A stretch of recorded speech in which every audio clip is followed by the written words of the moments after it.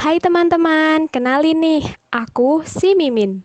Di video kali ini, aku akan menjelaskan ke kalian semua tentang apa itu bisnis dan sistem analis, terus mengapa profil lulusan tersebut dibutuhkan, dan kapan dan di mana saja sih profil lulusan tersebut dibutuhkan. Nah, yang terakhir, kompetisi serta mata kuliah apa saja sih yang dapat mendukung untuk menjadi profil lulusan tersebut. Buat kalian yang pengen tahu, jangan skip video ini ya. Stay keep watching.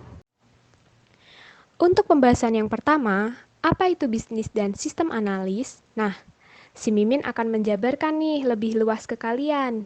Bisnis dan sistem analis sendiri memiliki pengertian masing-masing loh.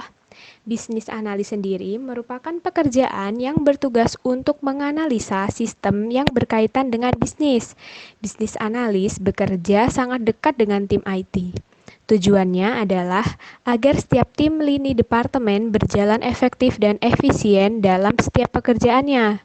Sedangkan sistem analis merupakan pekerjaan yang menjadi penentu pertama yang bertanggung jawab penuh terhadap keberhasilan suatu software project. Sistem analis bertugas untuk mengumpulkan kebutuhan user terhadap suatu software dan mencari solusi untuk memenuhinya. Seorang sistem analis harus memiliki kemampuan dalam memahami bagaimana sih suatu proses bisnis ini bekerja dengan melakukan riset dan analisis. Oke, next. Yang kedua, mengapa profil lulusan tersebut dibutuhkan? Profil lulusan tersebut dibutuhkan karena bisnis dan sistem analis sangat dibutuhkan. Dengan adanya profil lulusan tersebut, perusahaan dapat menentukan tindakan agar mendapat solusi dalam rangka mencapai target. Nah, profil lulusan tersebut juga dapat merancang dan mengembangkan sistem pada segi operasional perusahaan yang bertujuan meningkatkan efisiensi dan produktivitas. Next, pembahasan yang ketiga nih. Yang ketiga, kapan dan di mana profil lulusan tersebut dibutuhkan? Kira-kira kapan ya? Di sini, seorang bisnis analis dibutuhkan hampir semua bentuk dan bagian dalam perusahaan.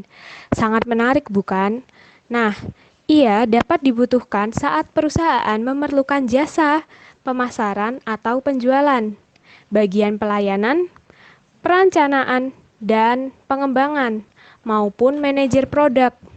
Dengan luasnya pengetahuan yang dipelajari bisnis analis diperlukan di perusahaan bisnis retail, bisnis makanan, fashion, pariwisata, dan bahkan di bisnis properti.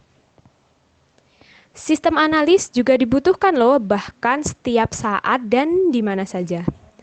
Seorang sistem analis dapat dibutuhkan di perusahaan informasi dan teknologi, instansi perbankan, transportasi, asuransi, kesehatan, properti, dan yang lain sebagainya.